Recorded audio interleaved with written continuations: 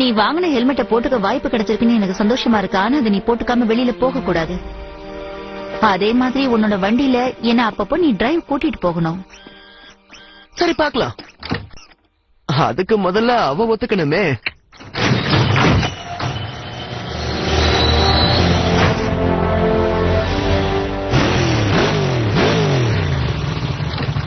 உனக்கு என்ன மூளை குழம்பிடுச்சா? எங்க அம்மாவை எழுப்பிட போற.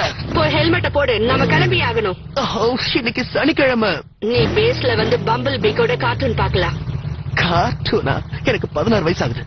உங்க அம்மா தேட போறாங்க, அதனால லெட்டர் எழுதிட்டு வா. இனி ஆட்டோபாட்ஸோட தொல்லை இருக்குமோங்கிற பயம் எப்பவுமே உங்களுக்கு தேவையில்லை மாஸ்டர்.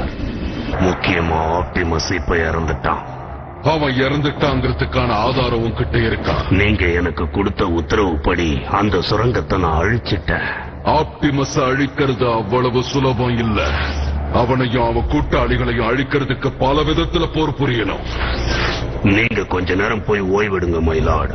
அதிசக்தி வாய்ந்த டார்க் எனர்ஜான் பக்கத்துல நீங்க போய் நிக்கிறதுனால அது உங்களோட உடல் நலத்தை பாதிச்சிருமோன்னு எனக்கு ரொம்ப கவலையா இருக்கு. ஆனா ஒருவேளை ஸ்டார் ஸ்கிரீன் நான் இன்னும் இந்த டார்க் எனர்ஜானோட நேரடி தொடர்பை வச்சுக்கலன்னு நினைக்கிறேன். வேண்டாம் லார்ட் மெகட்ரான், வேண்டாம். உங்க ஸ்பார்க் சேம்பர்ல அதை பொருத்தாதீங்க.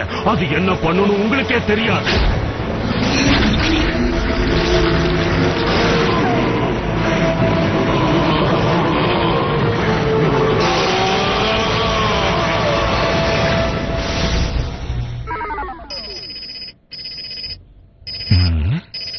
இந்த பசையோட மூலக்கூறு இதுக்கு முன்னாடி நான் வேற எங்கேயுமே பார்த்தது இல்லையே. ஆர்சியோட உடம்பு இது இந்த அளவுக்கு பாதிச்சிருக்குன்னா இதோட வீரியம் நிச்சயமா அதிகமா தான் இருக்கணும். துரதிருஷ்டம் என்னன்னா சரியான தொழில்நுட்ப கருவிகள் இல்லாததால இதோட விளைவுகளை என்னால தெரிஞ்சுக்கவே முடியாம போய்கிட்டு இருக்கு. இதுக்கெல்லாம் அந்த பல்க் ஹெட் தான் காரணம்.